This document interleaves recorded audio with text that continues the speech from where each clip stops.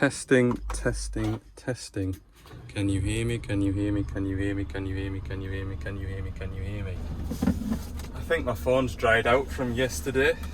If you watched the previous video, when I got back in the van to say goodbye, and I was editing the video, I was like, oh no!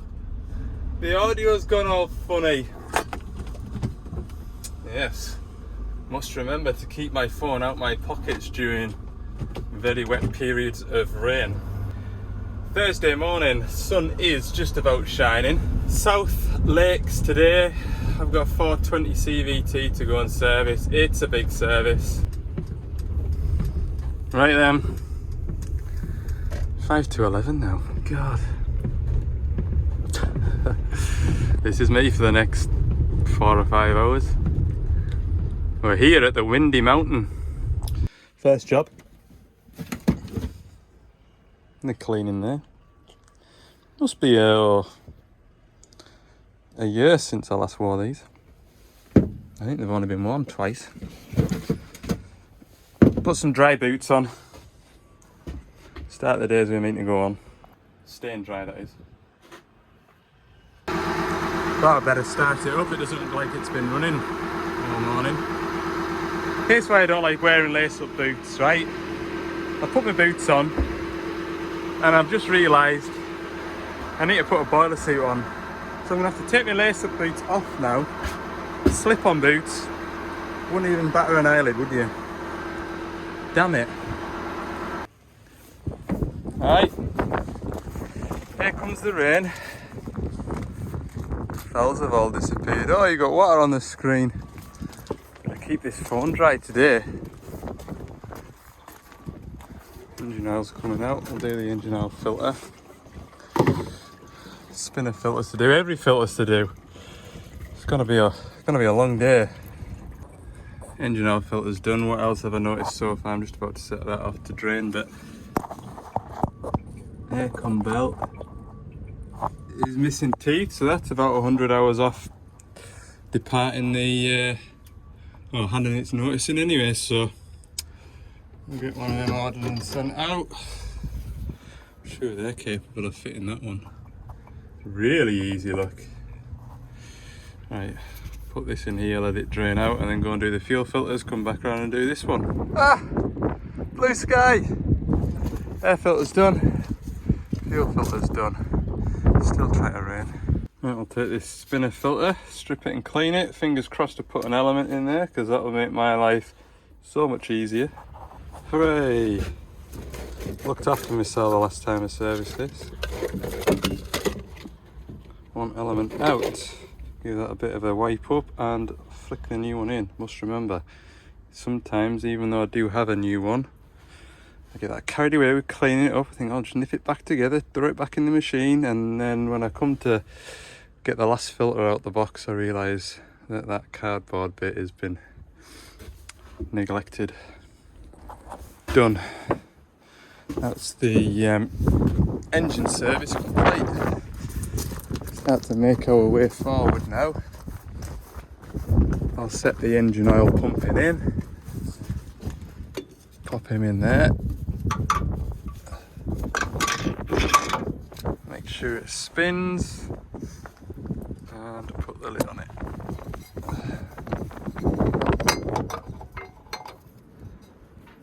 Don't cross thread it though out. Good. Crawl underneath and drain that off.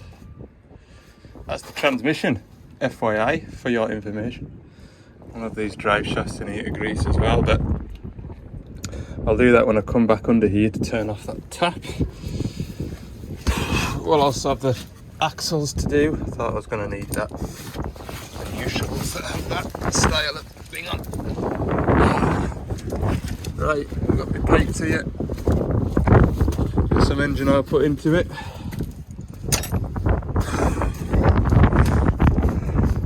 I really don't enjoy servicing shovels. It's not the worst job in the world, like, but there's a lot of crawling about and generally being uncomfortable. usual. Engine oil. Not that one. Not that one. This one. Engine oil's on its last drum and the return filters are done. Transmission's still draining. So we'll do this a blue filter. Okay, top tip for you. If you want the absolute perfect amount of engine oil to service a DL420 CVT 5-cylinder Scania engine, go and do a DX225 the day before, because what was left in that drum has taken that to the perfect point on the dipstick. Absolutely outstanding. Okay, transmission's still going strong. Yep. Right, we'll do a pilot filter then. I'm about to do the transmission filters because transmission oil's still going. Hellfire. I've nearly got through all my box of filters now. I've just got a couple of cabs left to do. And I need that big blue bucket for the axles. So once I've got all my filters done, all that's left to do for me is grease up. So I think what I'll do is I'll do these transmission filters and then start at the front, work to the back. Maybe by then the transmission will have finished.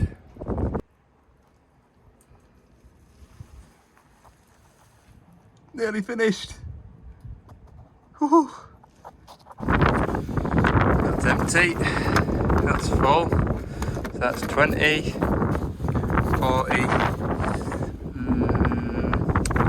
55, 56 litres, something in that region. So I'm going to need 3 of those. Everybody look, the last filter. Woo. 3 points of contact out. I didn't die, I'm safe. Right.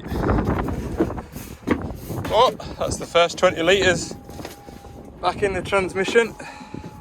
These CVTs are good, they fill quickly. You don't have to shut the tap down to a dribble. Right, well, we'll start with the worst bit first. Back axle. And I'm telling you now, whoever serviced these axles last time did not over tighten these, and they weren't just to hang off like they normally are. So well done me. I just need to get my ratchet in there somehow and get this bung out. It is cracked off, so it should just come out with a ratchet so far and then finger tight.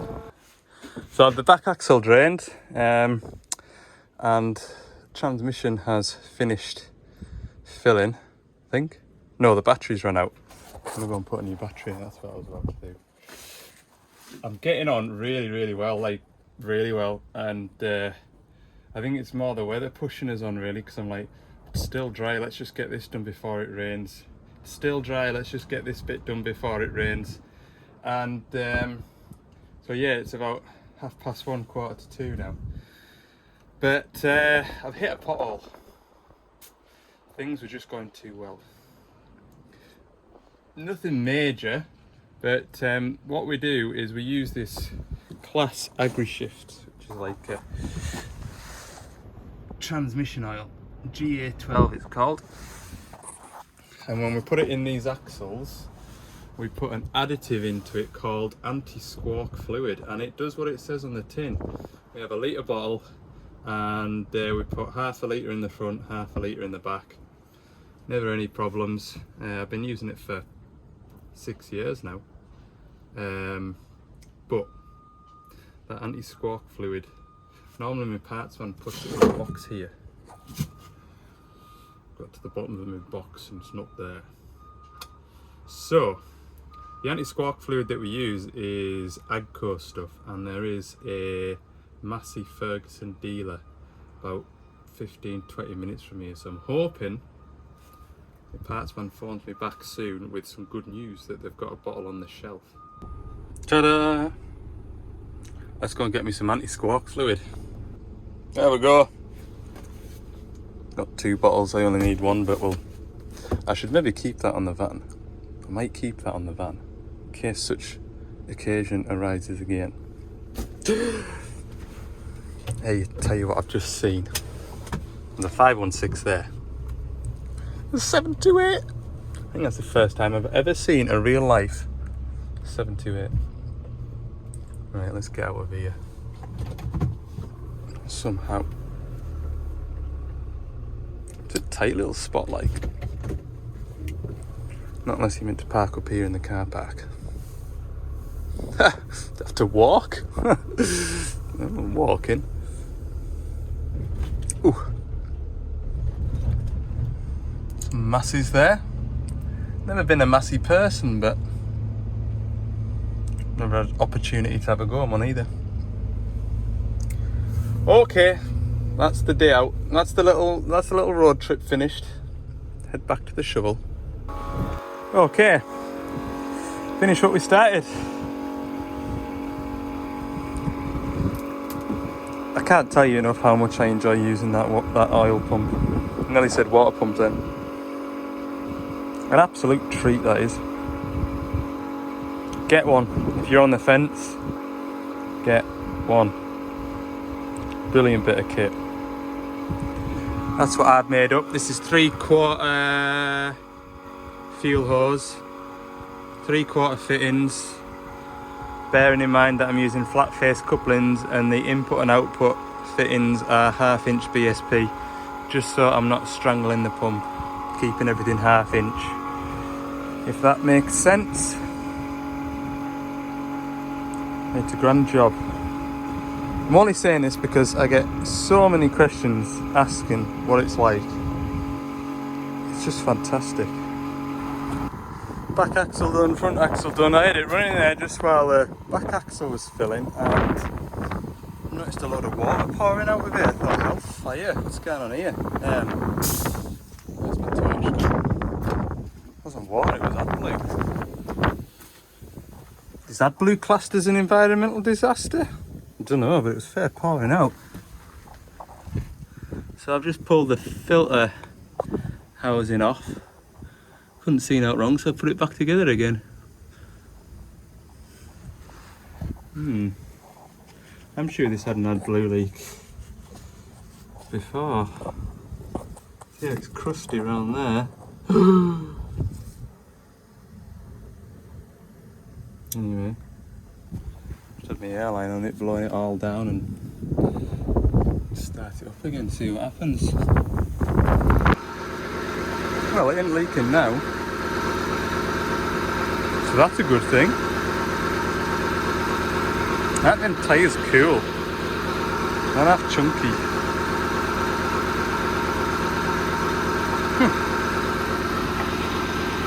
One of life's mysteries. I'll reset the filters on it and see if it's leaking afterwards. Oh, it's not leaking now. I'll take it for a razz about. I'll take it for a drive.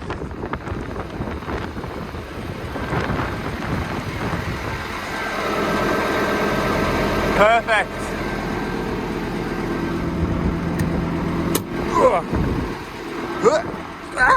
Nearly gave myself an injury. Oh, so pleased this is finished with. Nearly. Not out the woods yet, but we'll be soon. 5 to 4, calibration complete. Restart.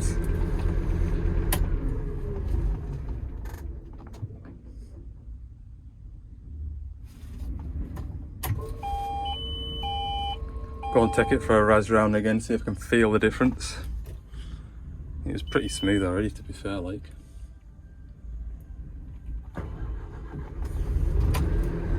We'll have a go.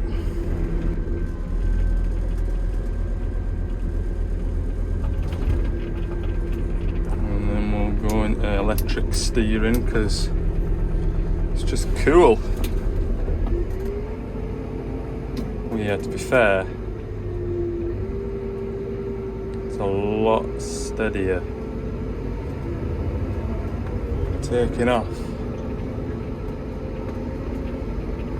Went for a drive round. I went down over there, around the back of that building, and came back. Why are quarries always so rough?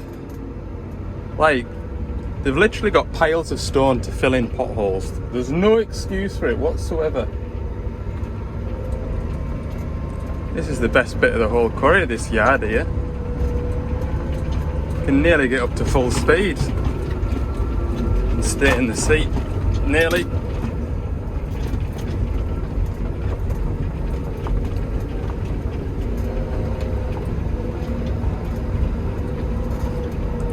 Hellfire, it's raining over there, look.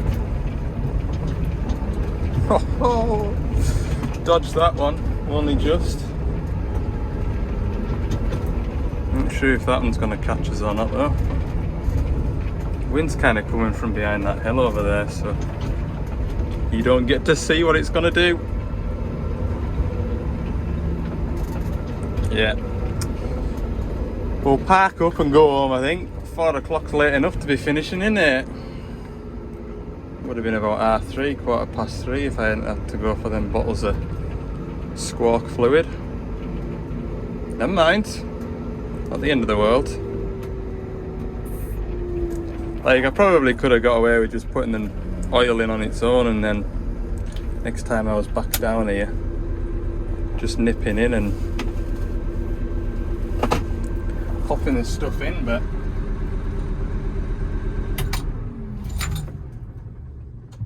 I haven't got that much work down here at the minute, which is a good thing.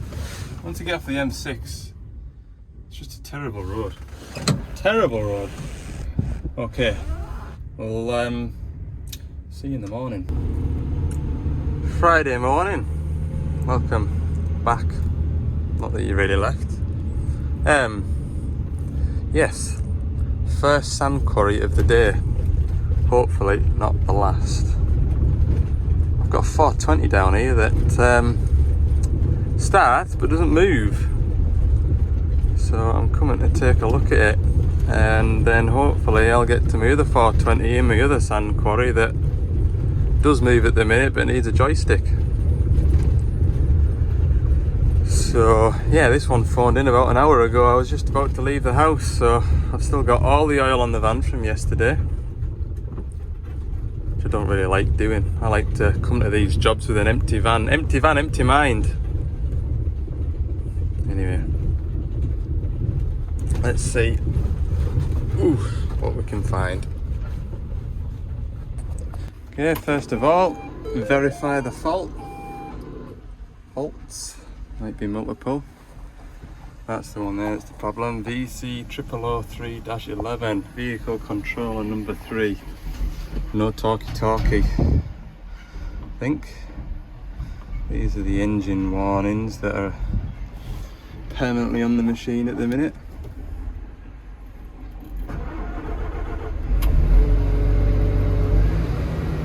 Right, the machine starts and runs. Foot on the brake, that out slightly.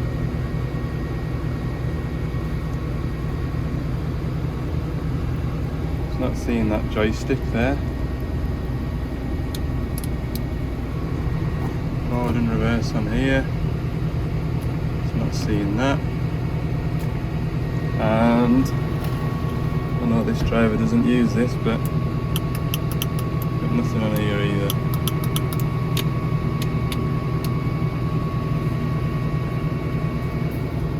So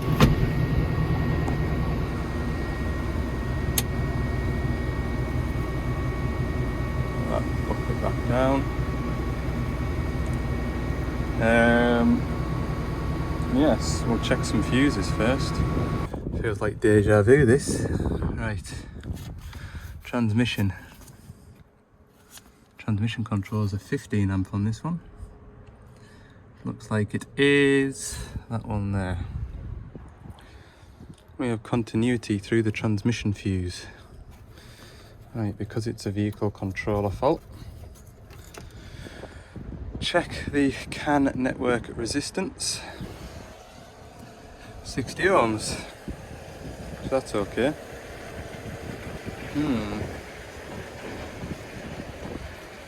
Right, I'll pull up the troubleshooting guide and the wiring schematic for this. Just about to look through the shop manual, but before I set off, I had a look at the error code on my telematics app. I've downloaded the troubleshooting guide for it. I've got a funny feeling about this electric steering controller, because that is not in the cab. I've got terminating resistors in the ECU and the TCU. I've got 60 ohms, so I know that they're both okay. I've got a funny feeling we've got a problem with this electric steering. I'm sure I've heard of it before or had it before, I can't just remember, but I'm just tempted to whip the plate off and just check the plug for the electric steering. So, the electric steering valve, I was adamant it was down here. I went to my parts manual in the end just to double check, because when you look down here, it's just heaps of sand. But that plug that I've got off there is the electric steering plug. Just got 2 CAN wires going to it. And I don't know how I can show you, but that plug down there is full of oil.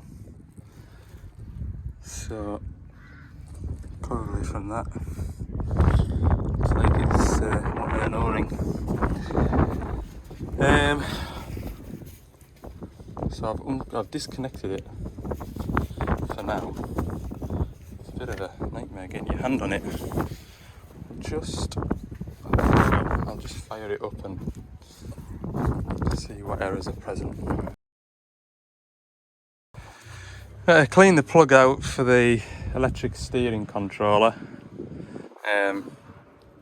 Fit it all back together. Fault was still present. Disconnected it. Still the same fault.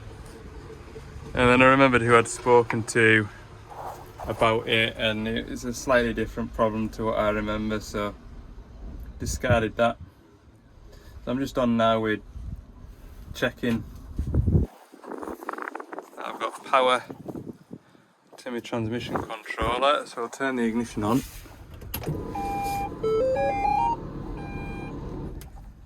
You can see we've got engine fault, but it's that one there, which is active. And it's the exact same fault as if I was to blummin', as you can see, disconnect the transmission. So I'll just put check that I've got 24 volts in here first. Hang on. 24 volts, so that's okay. Check CAN high and CAN low. The CAN fault. See what the voltage is, just out of interest more than anything else. 2.2 on CAN low. 2.6 on CAN high. Okay, you've not seen me for about an hour. I've been working my way through it all. What I'd found out by myself was this red and green wire here wasn't coming live, so I looked at what control. Well, no, I was studying the schematic. So where's the schematic? Schematic's here. I was getting a live here from my red and white, so they're from my transmission fuses, which is the fuse that I checked earlier, and then we've got this red and green wire here that comes into it off the transmission control relay, and that is pulled in by this backup relay, which is controlled by the transmission controller. So the transmission controller gives this an earth, which pulls that down, which then gives this a live, which then pulls that down, which then feeds the transmission controller here. And then my boss phoned, and is that right? Yes, my boss phoned then, and so I mentioned it to him. So he pulled up a schematic and he was talking to me over the phone. Learned quite a few different things over the phone, not related to this job. However, we found that, I think it was this one, RL, this RL wire here, We follow this all the way back to the fuse box. RL, RL, RL. RL, RL. RL. RL. Fuse number 11, 15 amp fuse. Would you believe it? It's blown. So, I've got my fuse saver in it. I've turned the ignition on and the error code, surprise, surprise, has gone. What has caused that, Al? Well, witchcraft is all that it can be described as. Can't believe it. I was getting there, in my own little mind I was getting there, but thankfully, I suppose, my boss phoned us and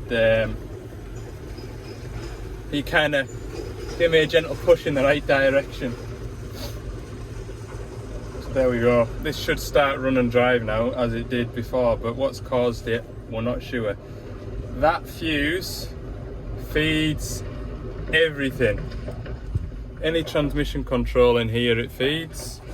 It feeds the air compressor to the heat to the seat suspension, feeds the heated mirrors. It goes through that horrible plug down there to some bits in the front. All kinds of things. So what was it that blew the fuse? Don't know yet. But there's a lot of stuff everywhere now. Ready?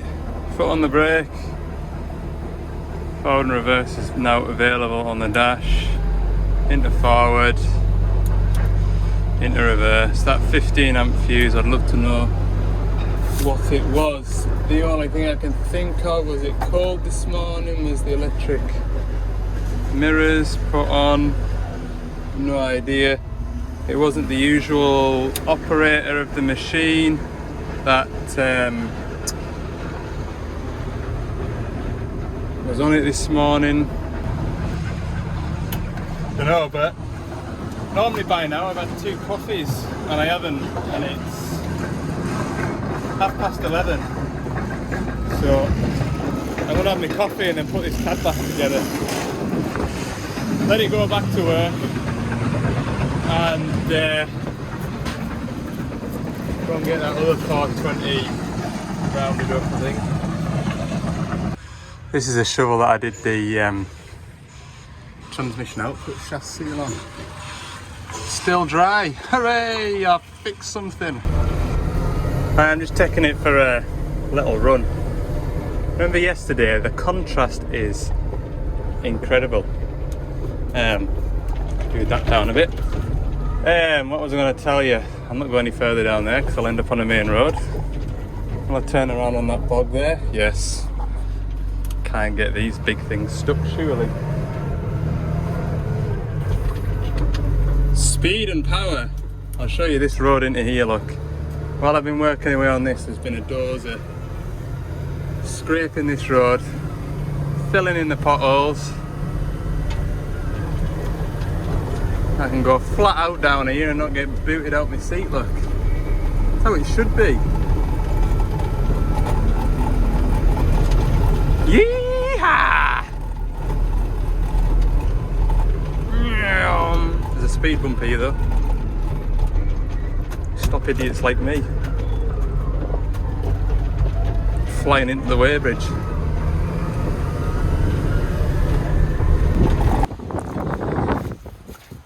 Well, I've not beaten the rain or the clock.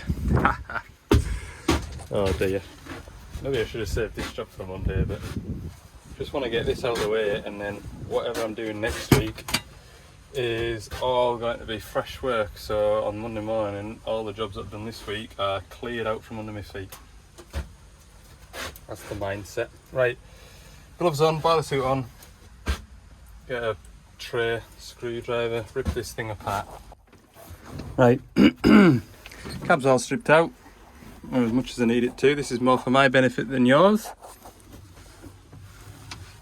Where all the pipes go, 5 to the left, T in the middle, 6 at the back, 3 at the front, 4 in the middle,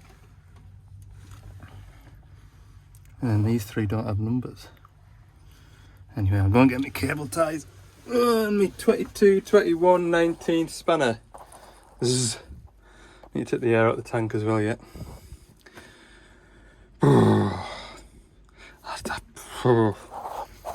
We've got electric joysticks now. A lot of you will be saying, oh, electric fly-by-wire joysticks, oh, they're no but nuisance. I've only ever changed one. I've changed dozens of these joystick valves, joystick handles, and they're a pain in the backside. Okay. Pipes are off. I only use one cable tie because the P, which didn't look like it had a label on, does have a label on. The valve is actually marked as to where the pipes go, so as long as you've got the stickers on the pipes, you're absolutely fine. Do you know what really annoys me? See all those oily handprints on that phone? That is because somebody phoned me mid-pipe removal. Oh, I tell you what, fuck, no, when you're at your most trickiest hellfire. Don't know if I've let you into this little game before, but what I like to do when I'm changing these is not cap off the tank line and see if I can swap everything over onto the new joystick before my little bucket fills up with oil and starts overflowing. It's the exciting part of it. So I think we've got plenty of time. We shall see. I've got these two bolts to take out of here and then nip out of down to the van and swap the fittings over onto the new one, and then nip back up here before that bucket gets full. What do you think? Exciting, isn't it? Right, all flipped over. Pipes went in the wrong order. In the nick of time as well, I would say. Not much left in there. Oh, not much space left. Alright, this is where I make myself comfortable. Lie on the floor, my head's sort of that area. Lovely.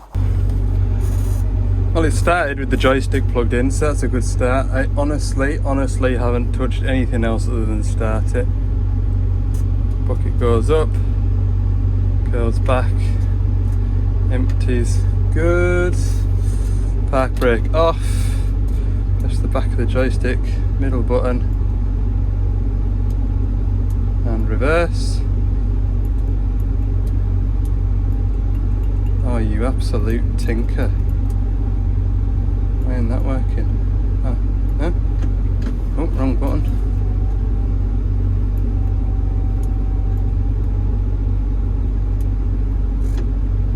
Alright, it's because it's got the... There we go. That wasn't working properly because it had that turned the brake pedals into clutch pedals, inching thing on. I was like, it's not going into forward or reverse, and then it went into forward a tiny bit and then it came back out again. I was like, uh-oh, got more wiring problems. Right, we'll take it for a raz.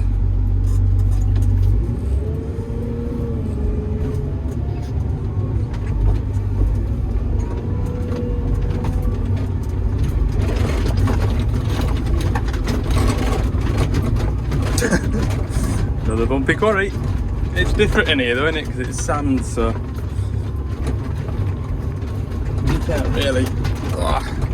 I suppose you can. You can just drive in reverse with your bucket on the ground. Surely that'll level things off.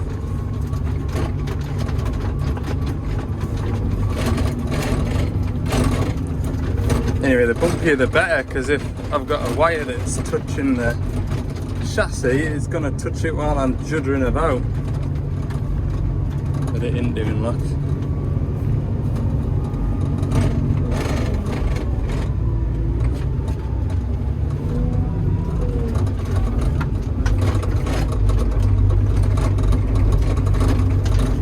Oh no, that's absolutely fine.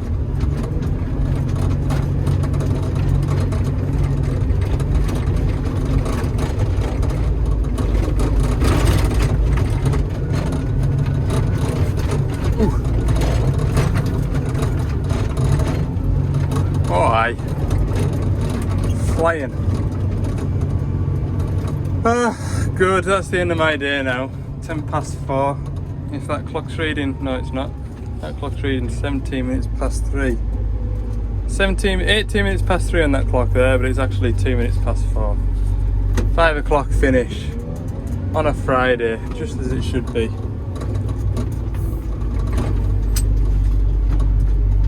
I was just braking hard then, just to see if the axles don't make a noise when you brake, which is good. Right, scoop the front of the van up just to finish the week off. Ha! And back brake on.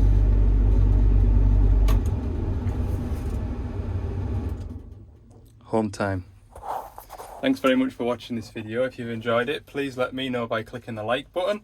And if you haven't already, I'd really appreciate you tapping the subscribe button too. It's free to do, and it doesn't cost you anything. It's free to do and it doesn't cost you anything. Double meaning. Check that out. Thanks for watching. See you in the next one.